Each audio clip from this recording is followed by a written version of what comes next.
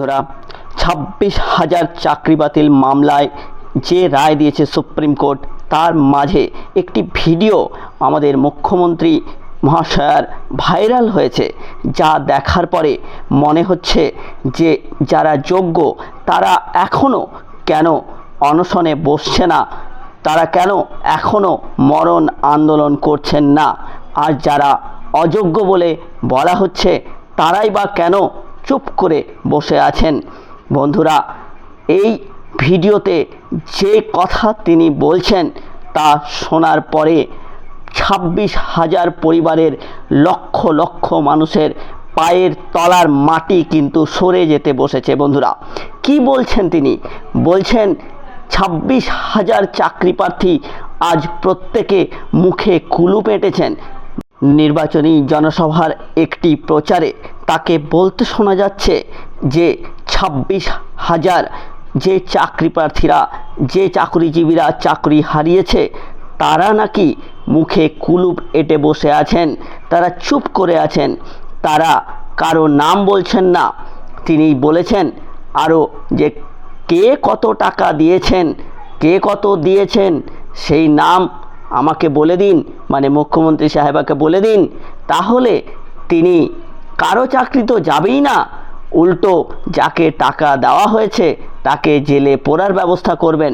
বন্ধুরা, এই যদি অবস্থা হয় তাহলে যোগ্য চাকরি প্রার্থীরা কার মুখের দিকে চেয়ে বসে আছে, আর অযোগ্যরাই বা কেন সত্যি চুপ করে আছে? 26,000-এর প্রত্যেকে নাকি টাকা দিয়েছে, আর কে কত দিয়েছে তা কিন্তু তাকে জানাতে হবে, এবং তারা নাকি সবাই চুপ করে বসে আছে। দেখুন সেই ভিডিও। ছেলে মেয়ে মুখ খুলছে না, পাঁচে সত্যিটা বেরিয়ে পড়ে কার কাছ থেকে কে কত নিয়েছেন। তারা যদি একবার বলে দেয়, মেদিনীপুরে কিন্তু সংখ্যা সবচেয়ে বেশি, একদিন না একদিন তো বেরোবে। কিচ্ছু না, চুপচাপ আমায় বলে দেবেন, আমি আপনাদের চাকরিও যাবে না, আপনাদের কোনো ক্ষতিও হবে না। হ্যাঁ, ঠিক আছে, প্রথম নাম মমতা ব্যানার্জির। বন্ধুরা, এবার বলুন, এই যে লক্ষ লক্ষ মানুষ, এত হাজার হাজার পরিবার, তারা যে আজকে রাস্তায়, তাদের যে আজকে জীবন জীবিকা অনিশ্চয়তার চরম অন্ধকারে চলে গিয়েছে, তার জন্য দায়ী যে, সেই নাকি জিজ্ঞাসা করছেন আপনারা কাকে কত দিয়েছেন।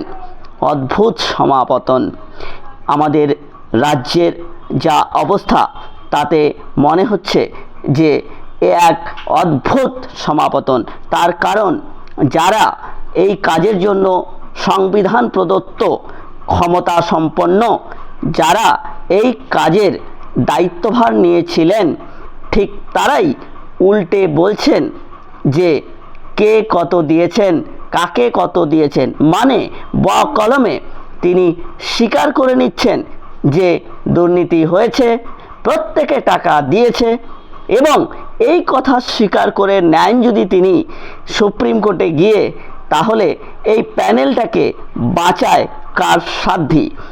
একজন মুখ্যমন্ত্রী, তিনি যদি এ কথা বলছেন, রাজ্যের সাংবিধানিক প্রধান, তিনি যদি এ কথা বলেন, তাহলে তার যে স্বশাসিত সংস্থা এসএসসি, স্কুল সার্ভিস কমিশনের চেয়ারম্যান, যিনি দায়িত্ব নিয়েছেন যে যোগ্য এবং অযোগ্যকে তিনি আলাদা করে দেখাবেন, তিনি, তার কি স্ট্যান্ড পয়েন্ট হবে?